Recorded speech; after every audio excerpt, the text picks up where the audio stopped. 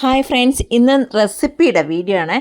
രണ്ട് റെസിപ്പിയാണ് കേട്ടോ. ചോറിനൊപ്പം കഴിക്കുന്ന രണ്ട് കറികളുടെ വീഡിയോ ആണേ. ആദ്യം നമുക്ക് പടവലങ്ങ വച്ചിട്ട് ഒരു കറി ഉണ്ടാക്കാം. നാടൻ പടവലങ്ങ എനിക്ക് കിട്ടിയിട്ടുണ്ട് കേട്ടോ. അങ്ങനെ അത് വെച്ചിട്ട് ഒരു കറി ഉണ്ടാക്കാൻ പോവുകയാണ്. കറി എന്ന് പറയാൻ പറ്റത്തില്ല, ഒരു മെഴുക്ക് വരട്ടി അതുപോലത്തെ ഒരു കറിയാണ് കേട്ടോ. നല്ല ടേസ്റ്റാണേ. പടവലങ്ങ മിക്ക ആൾക്കാർക്ക് അത്ര ഇഷ്ടമല്ലാത്തതാണ്, പക്ഷേ നമുക്കൊക്കെ ഭയങ്കര ഇഷ്ടമാണ്. അപ്പം പടവലങ്ങയിൽ തന്നെ ഒരുപാട് കറികൾ ഉണ്ടാക്കാനൊക്കെ പറ്റും കേട്ടോ. എൻ്റെ അമ്മ ഒരുപാട് കറികളൊക്കെ പടവലങ്ങ വെച്ചിട്ട് ഉണ്ടാക്കി തന്നിട്ടുണ്ട്. ആദ്യം പടവലങ്ങയുടെ അകത്തുള്ള ഇതൊക്കെ കുരുക്കളും ബാക്കി വേറെ കാര്യങ്ങളൊക്കെ ഉണ്ടല്ലോ, അതിനൊക്കെ എടുത്തങ്ങ് മാറ്റുക. എന്നിട്ട് നന്നായിട്ട് കഴുകുക. എന്നിട്ട് ഇതാണ്ട് പടവലങ്ങ ചെറിയ നീളം കഷ്ണമായിട്ടാണ് കേട്ടോ കട്ട് ചെയ്യേണ്ടത്.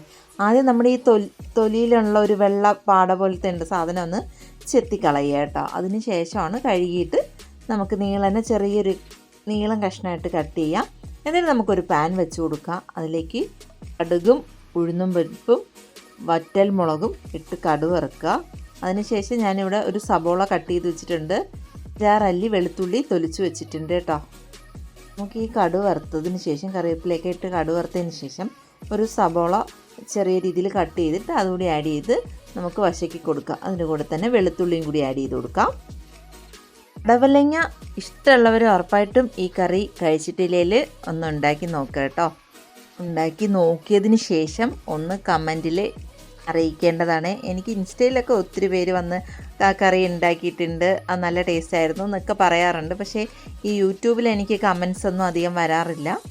അപ്പം റെസിപ്പി വീഡിയോസിലൊക്കെ ഒന്ന് ട്രൈ ചെയ്തിട്ട് പറ്റിയാൽ ഒന്ന് കമൻറ്റൊക്കെ ചെയ്തേക്കണം കേട്ടോ. അപ്പം നമുക്ക് ഈ സബോള നന്നായിട്ട് വശക്കി കൊടുക്കുക. ആ സമയം നമ്മുടെ പടവലങ്ങ കട്ട് ചെയ്ത് വെച്ചിട്ടുണ്ടല്ലോ, അതുകൂടി ഇതിലോട്ട് ആഡ് ചെയ്ത് കൊടുക്കാം. വളരെ സിമ്പിളാണ് കേട്ടോ. എല്ലാ കറികളും വയ്ക്കുമ്പോൾ നമുക്ക് സിമ്പിളാണ് കേട്ടോ.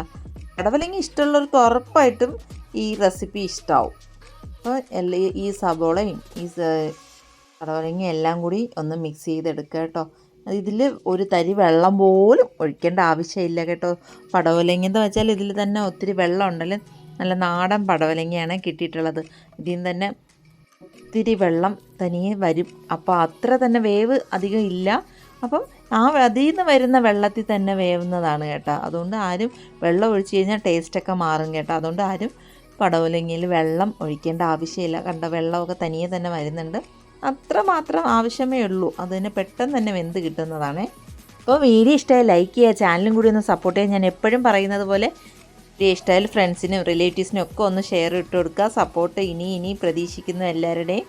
നമുക്ക് ഇതിലോട്ട് പൊടികൾ ആഡ് ചെയ്ത് കൊടുക്കുക. കാശ്മീരി ചില്ലി പൗഡറാണ് ഇട്ടിട്ടുള്ളത്. വേറെ ഒത്തിരി മുളക് പൊടിയുടെ ആവശ്യമൊന്നുമില്ല. കുറച്ച് കളറിനായിട്ട് കാശ്മീരി ചില്ലി പൗഡർ ഇട്ടിട്ടുണ്ട്. മഞ്ഞൾപ്പൊടിയും കുറച്ച് പെരിഞ്ജീരകപ്പൊടിയും കുറച്ച് ഗരം മസാലയും കൂടി ആഡ് ചെയ്തിട്ടുണ്ട്. പെരിഞ്ജീരകപ്പൊടി ആവശ്യമില്ലെങ്കിൽ അത് ആഡ് ചെയ്യേണ്ട കേട്ടോ. ഇഷ്ടമില്ലാത്തവർ കുറച്ച് ഗരം മസാല മാത്രം ആഡ് ചെയ്താൽ മതി.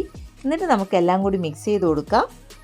ഇപ്പോഴാണ് നമ്മൾ പാകത്തിന് ഉപ്പിട്ട് കൊടുക്കുക. നേരത്തെ ഇതുവരെ ഉപ്പ് ഇട്ടിട്ടില്ല. പാകത്തിന് ഉപ്പും കൂടി ഇട്ട് എല്ലാം കൂടി ചേർത്ത് നല്ല രീതിയിലൊന്ന് മിക്സ് ചെയ്ത് കൊടുക്കുക. ഈ പൊടികളൊന്നും ആദ്യമേ ഇടണ്ട കേട്ടോ. ഈ പടവലങ്ങ ഇട്ടതിന് ശേഷം മാത്രമേ ഈ പൊടികൾ ആഡ് ചെയ്യാവൂ. നമ്മുടെ പടവലങ്ങ മെഴുക്ക് വരട്ടി പാകമായി കഴിഞ്ഞു. അടുത്ത റെസിപ്പി എന്ന് വെച്ച് കഴിഞ്ഞാൽ പച്ച തക്കാളി വെച്ചിട്ട് ഒരു കറിയാണേ. പച്ച തക്കാളി ഇവിടെ 5 എടുത്തിട്ടുണ്ട്. പച്ചമുളക് എടുത്തിട്ടുണ്ട്. പുളിക്ക് ആവശ്യമായ കുടംപുളി എടുത്തിട്ടുണ്ട്. എല്ലാം എടുത്ത് വെച്ചിട്ടുണ്ട് കേട്ടോ. തേങ്ങ, മഞ്ഞൾപ്പൊടി, ചെറിയ ഉള്ളി, കറിവേപ്പില അരപ്പിനായിട്ട് എടുത്ത് വെച്ചിട്ടുണ്ട്. ആദ്യം നമുക്കൊരു പാൻ വെച്ച് കൊടുക്കാം.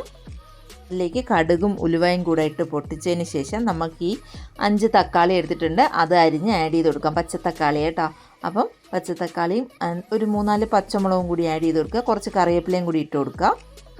അതിട്ട് വശക്കി വരുമ്പോൾ നമുക്ക് അരപ്പിനായിട്ട് എടുത്ത് വെച്ചിരിക്കുന്നത് ഒന്ന് മിക്സിയിൽ ക്രഷ് ചെയ്തെടുത്താൽ മതി കേട്ടോ. ഒത്തിരി അരയേണ്ട ആവശ്യമില്ല. എന്നിട്ട് നമ്മൾ പുളി എടുത്ത് വെച്ചിട്ടുണ്ടായിരുന്നല്ലോ, പാകത്തിന് പുളി ആഡ് ചെയ്ത് കൊടുക്കുക. കുടംപുളിയാണ് കേട്ടോ. നേരത്തെ വെള്ളത്തിൽ കുതിരാൻ വെച്ചിട്ടുണ്ടായിരുന്നു, അതുകൂടി ആഡ് ചെയ്ത് കൊടുക്കുക. ഞാനിത് 2 ദിവസമായി കേട്ടോ പച്ച തക്കാളി മേടിച്ചിട്ട്. അത് കുറച്ച് പഴുപ്പായിട്ട് വരുവാണേ. അതാണ് ഈ കളറിലിരിക്കുന്നത്. ഇനി കുറച്ച് മുളക് പൊടി ഇട്ട് കൊടുക്കുക. ചെറിയ മുളകിൻ്റെ പൊടിയാണ് ഇട്ട് കൊടുത്തത്. അതാണ്ട് പാകത്തിന് അരച്ചെടുത്തിട്ടുണ്ട് കേട്ടോ അരപ്പ്. എന്നിട്ട് തക്കാളി ഒന്ന് ചെറിയതായിട്ട് വെന്ത് വരുമ്പോൾ നമുക്ക് ഈ അരപ്പ് ഇതിലോട്ട് ആഡ് ചെയ്ത് കൊടുക്കാം.